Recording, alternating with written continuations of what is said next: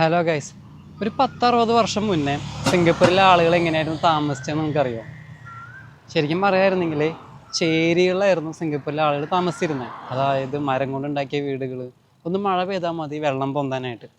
അങ്ങനെ ഒരു അവസ്ഥയിൽ നിന്നും സിംഗപ്പൂർ ഇത്രയ്ക്ക് മാറിയതിന് കാരണം ഇവിടുത്തെ ഗവൺമെൻറ്റിൻ്റെ കഠിനമായ പ്രയത്നം കൊണ്ട് തന്നെയാണ്. എന്നാലും സിംഗപ്പൂർ ഇപ്പോഴൊരു വില്ലേജ് അവശേഷിക്കുന്നുണ്ട്. ആ ഒരു വില്ലേജ് കാണിച്ചു തരാൻ വേണ്ടിയിട്ടാണ് ഞാനിപ്പോൾ പോകുന്നത്.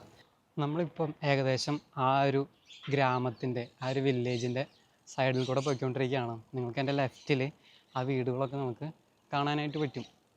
ഇതിൻ്റെ ഉള്ളിലോട്ട് ശരിക്കും നമുക്ക് കയറാനായിട്ട് പറ്റും. പക്ഷേ അനുവാദമില്ലാതെ കയറുന്നത് നിയമപരമായി തെറ്റാണ്. ഏകദേശം 25-26 വീടുകൾ ഇവിടെ ഉണ്ട്.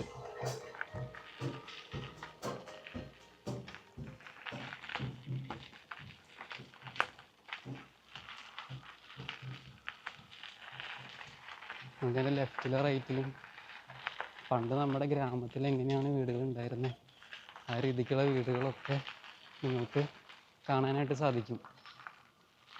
ഇപ്പോഴും ആളുകൾ ഇവിടെ താമസിക്കുന്നുണ്ട്.